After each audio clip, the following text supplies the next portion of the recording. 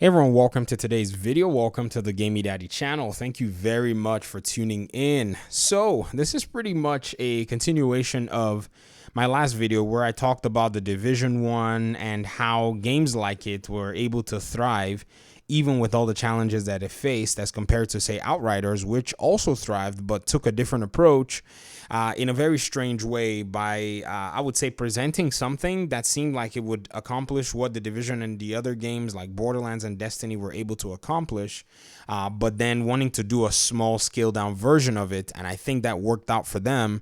The only problem is for a lot of players, they took the hunger with which they usually play games like Division, Borderlands, and Destiny into Outriders and easily swallowed up the content.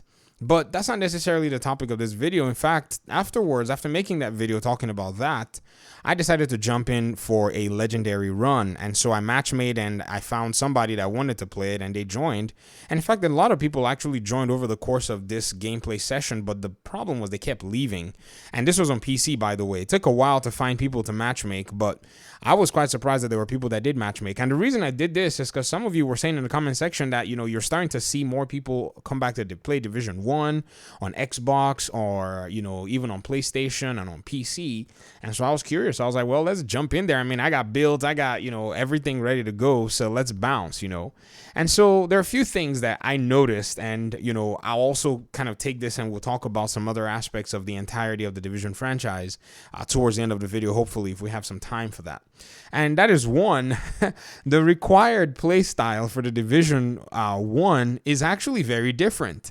If you were to say maybe run a skill build, you would have to run specific talents that do go with different skills. And to be very honest, it seemed like with the skills, there are not enough variants of skills that are actually really strong. Now, this is not because these particular skills weren't strong. It's because nerfs and changes constantly kept happening over the course of the game. So, you find yourself in a place where, you're going to be running a very small slew of talents. And then with the classified gear sets, that really then kind of put everybody in kind of a box, if you were to ask me. And even what I noticed even much more was my playstyle has actually really changed, drastically actually from moving from Division 1 to Division 2. Division 1, I had some sort of a mild, I would say, gunplay style where I would use my weapon from time to time. In fact, if you notice, I'm burst firing in this clip because I cannot control this LVOAC with a controller. Oh my gosh. I guess I should have used my mouse and keyboard, but I wanted to just chill. So I had to burst fire, my Predmog build for this particular gameplay mission. And so that was actually something that was actually it was very funny to see. I guess I should put it that way.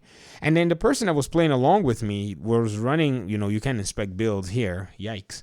They were running a sticky bomb damage build, including a turret build. So that was also a slight variation and a slight difference as well. And they were playing really aggressively, which I wondered, and they kept going down. In fact, I was playing both DPS and healer for that guy. And so that was kind of interesting. But then, we had a family member visit and I didn't want to be like 100% rude. So I had to pretty much like sit in cover and be watching the game with one eye and, be speaking to that family member on the other, it was so weird. And this person was counting on me, but I could not be there 100%. And with their aggressive play style, that even kind of was much more nerve wracking because they just kept getting downed over and over again. So we finally got to this portion of the, multiple waves. They kept going down like crazy. I kept picking them up. We almost died. And I'm having a full-blown discussion with a family member, by the way, while playing this part of the mission, if you will believe it or not.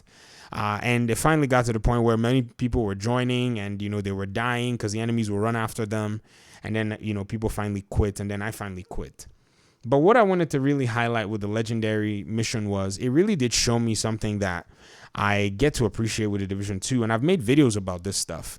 And that is the amount of build diversity in the Division 2, or I would say variety. Let's just call it build variety. And even diversity, because, I can make a case for both if I wanted to. Now I know somebody will push back, but it's actually a no-brainer when you actually put it that way. Because if you look at the Division 1, there was a lot of gunplay going on, yes, and that was pretty cool. But with the Division 2, it really did explore a lot of what Division is supposed to be, a sci-fi shooter where you're supposed to have these little gimmicks that you can work with. This is not any other kind of shooter that you're going to see out there. And so it brings us to this point where, you think and ask yourself, man, what are the possibilities that the Division 2 was able to explore where the Division 1 kind of got stifled? And the answer is there were actually a lot. Now, granted, like I mentioned at the beginning of this video, there were a lot of nerfs to a lot of skills that were quite viable in the Division 1. And I think this is what stifled the Division 1. It's not like the Division 1 was not birthed with a lot of these visions in mind. It just happened to be that over the course of multiple changes and multiple transformations, things like smart cover disappeared from the the meta. The shield builds came later down the line. Your turrets were good, but then they modified it and then they made the shock version kind of weaker. And then Pulse also got destroyed because Pulse was actually running all kinds of crazy stuff. Seeker Mines got multiple modifications that didn't make them kind of the best that they could be anymore, because they used to be quite strong, but then they got all these different changes and nerfs, and then it started to seem like they started to dumb down the skill play and work more on the gunplay. But that didn't necessarily seem to make the Division's unique point much more prevalent. But then in Division 2, they really did swing almost heavy-handed with the skill thing once they started to understand what they wanted to do with skills. By the way, I have to also say Division 2 launched where nobody knew what they were doing with the whole skill thing. We didn't even get any clear understanding on what skills were kind of about. It wasn't, after a while, then it started to dawn on people like, oh, okay, this is what skill builds should look like. And then the developer started to make modifications and make builds.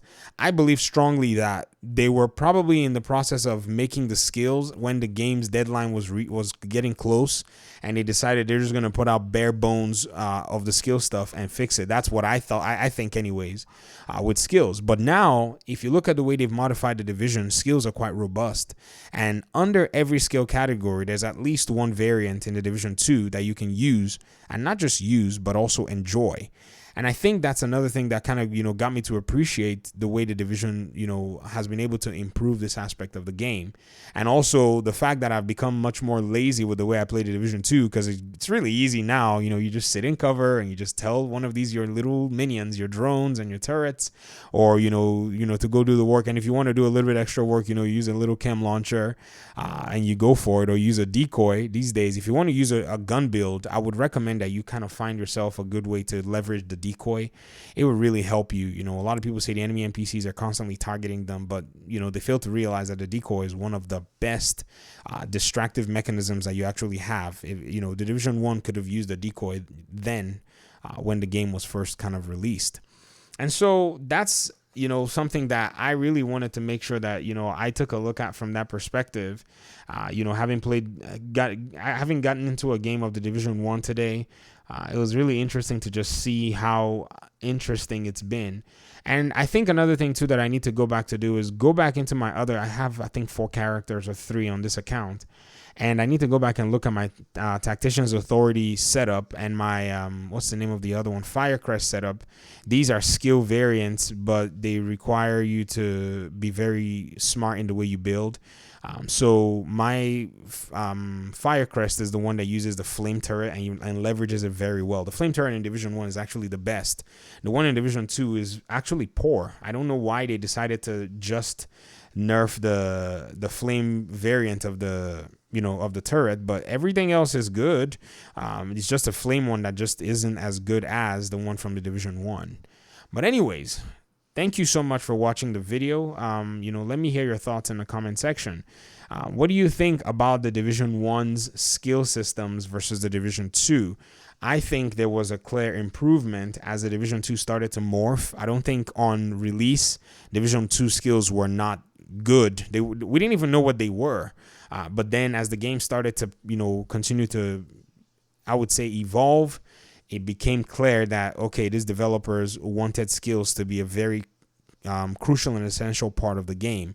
Whereas in the Division 1, they actually took the reverse stance on making skills much less prevalent within the entirety of the game. I wonder why. I mean, I think I know why. I think there was a lot of pressure from PvP and, you know, a wider, loud portion of the community about not wanting skills, and so they kind of pushed that down. But then in Division 2, it seems like the developers have totally ignored that and have just left the skills to be quite a terror in PvP. If you ask me my personal opinion, I think, you know, skills should not even make their way into the dark zone.